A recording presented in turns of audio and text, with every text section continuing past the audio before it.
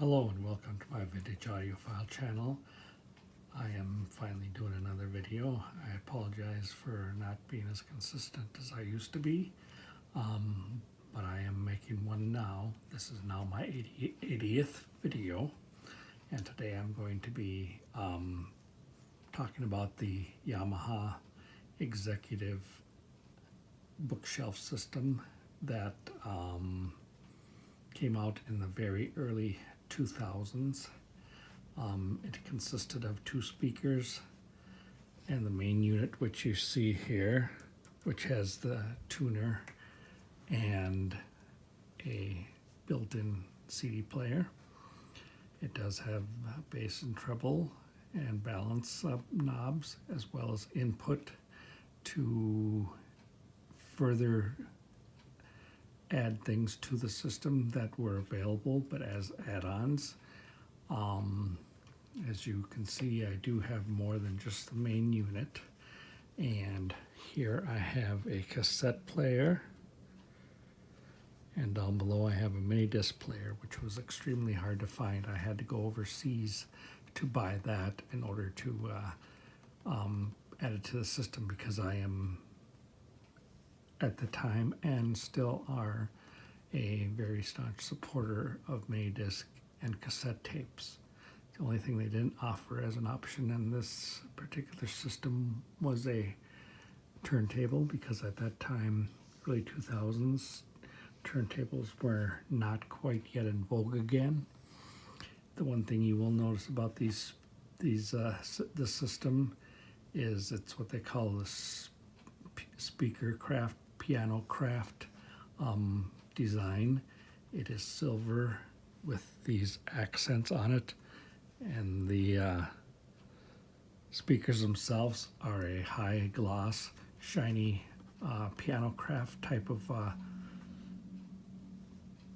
texture, and they are three ways.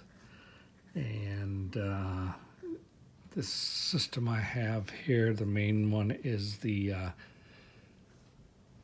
E150 system, which was a step up from the basic E100, and basically it was not anything extra in features except for the fact that it ended up having a little bit more higher wattage. If I remember right, this is about 35 or 40 watts a channel, and the speakers were also upgraded. They had a 100, 200, 300, and 400 series of speakers. I upgraded it to the 400, which I never regretted. The cassette deck I got around the same time as an add-on, and the Minidisc player was kind of going out of vogue at the time, and so was the cassette deck, but the cassette deck was pretty much still widely available, whereas the Minidisc player wasn't, so I had to actually buy it from Japan, which cost a little bit of money, but I wanted it to complete my system, and came with a separate remote control, which I have since stopped using because it wore out on me.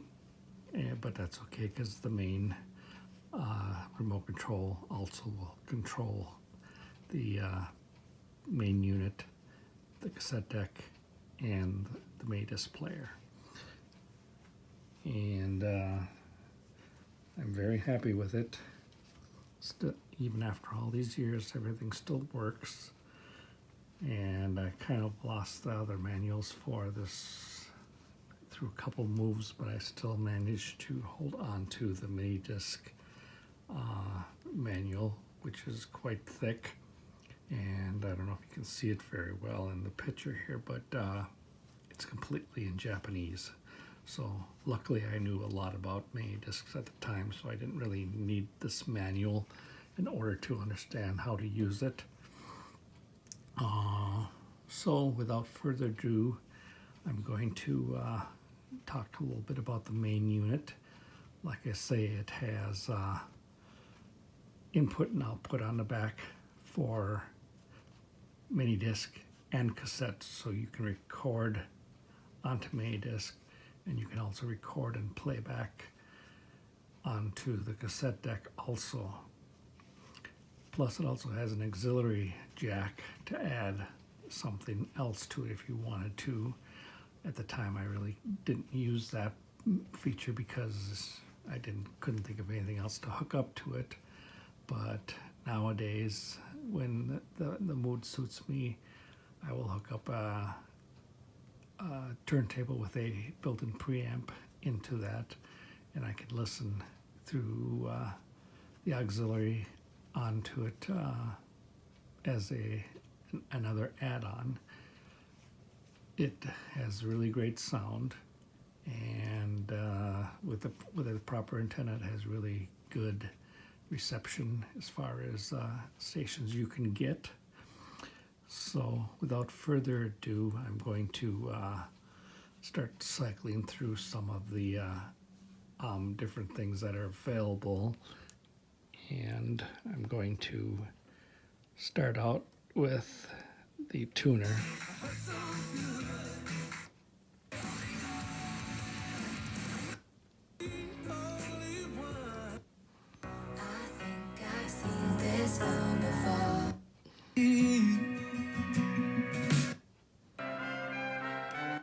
Did both parties, the NFL Players Association.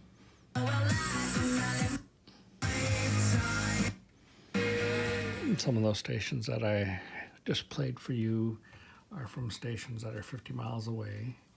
They play without static, which is always a bonus. And it has all kinds of different things on here. You can change the display.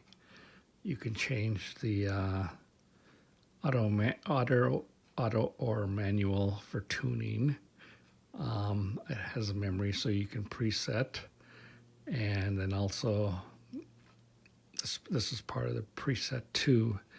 Or also, if you press it a second time, it will change from AM and FM. And then if you have everything already all preset, you can just do this here for up and down on preset tuning. Of course, once that's set and you get a little lazy, you can always use the remote, which I have right here. It's a pretty comprehensive remote. It will basically do everything you want on it. And it's called Piano Craft because that's what they used for finish on here. But it will do your tuner, your Minidisc, your CD, your tape, and your auxiliary, plus your forward, backward, pause, stop, all that kind of stuff for whichever input you're currently using. You can also do programming and random for like the CD player and stuff like that, or manually access tracks, and volume up and down. So it is pretty comprehensive. So I am going to now go to the cassette, and I will push the tape player, and if you can see up here it says tape. I am going to turn up the volume once again a little bit here, and then I'm going to hit play.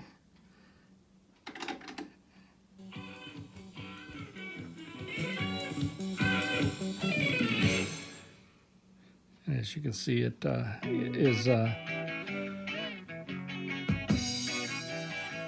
playing the tape, and does have a record level on it if you decide to record, and your forward and reverse, play, stop. You can also, it also has auto reverse, so you can change the directions. And this is not your standard vertical type of cassette player. They want to save space, so it has a tray, which and then the cassette sits in here flat and will allow you to play your cassettes. Now I'm going to press the Minidisc on here, and I'm going to press play.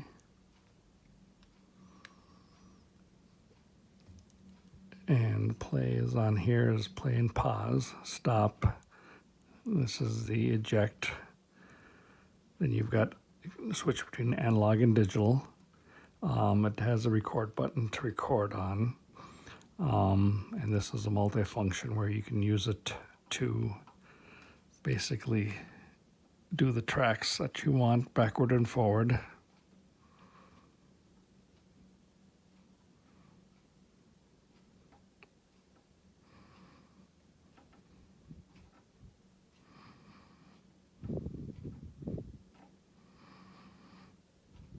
And it also has the various, it's got like the scrolling text.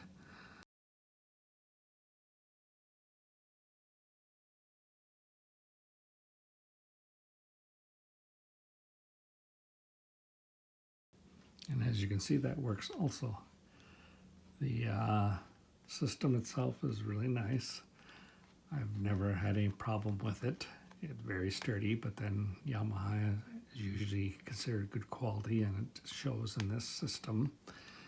There are used stuff out there right now that you can still buy. If you like this video and you want to have something of your own, just look up the Yamaha series, which is the I believe, if I remember right, it's the CRX like E100, and I think it goes up to E250 or something like that.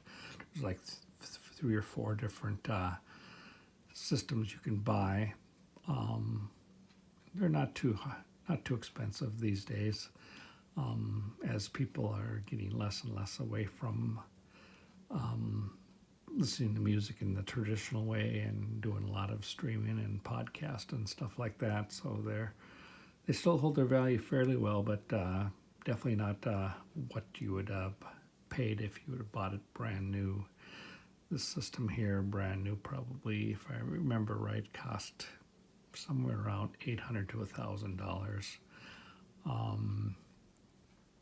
And that was a lot of money at the time, but I had heard somebody else had a system, and I decided I liked what I heard and I wanted to have my own, so I splurged a little bit and got what I have now, and I never regretted it.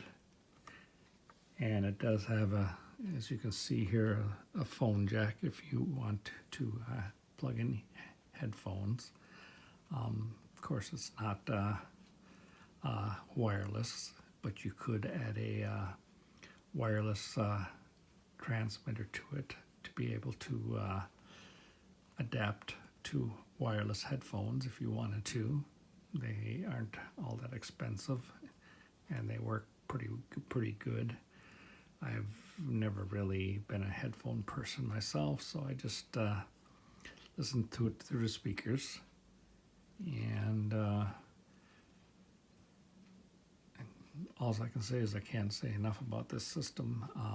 And one other thing that I forgot to mention too, it will only accept 1 pair of speakers, but it does have a subwoofer output jack on the back that you can plug a powered subwoofer into with a standard RCA type cable, and depending upon what kind of a subwoofer you use, you can get some pretty thundering bass from this thing. I mean, I've used just about every subwoofer I've had over the years with this thing, and of course you get mixed results depending upon the quality of the subwoofer. But one thing is for sure, it will definitely add a lot of bass to the system, making it sound almost like a system much bigger. And I guess that's about all I can say today as far as a review of this thing. if it's something that you think you might want for yourself, don't hesitate to buy one if you can find one. Of course, there are some obvious websites where you can go to buy something like this, and they all come in silver, which is a nice feature with these black accents. Speakers come in a couple different configurations. I got the black piano black to go with that, but they also come in your standard beige oak type of speakers with the black fronts on them. So they're depending upon what you like for preferences. You can do a myriad of different combinations, but and I believe I've looked lately and I have seen some of the cassette decks on there too. In fact, the one I have here is the 100 series, and that's the 150 series, and this is also a 100 series, which I believe was the only series they had, and it's extremely hard to find. That's probably, if it's something that you want, you may have to wait a while to find one, and you're probably going to pay maybe even more than you've paid for the other components just to have it in your system. So, but it's well worth it if you're into Minidiscs or want to discover Minidiscs. Something to look into. But I'm starting to run out of words here, so I will sign off on this video. And if you like what you see, please let me know. If you want to watch some of the other 79 videos I have, please feel free to do so also. And like the videos and subscribe to me. I would very much appreciate it. Until next time, have a great day, stay safe, and we'll see you in my next video, video number 81. Thank you, have a great day, good night.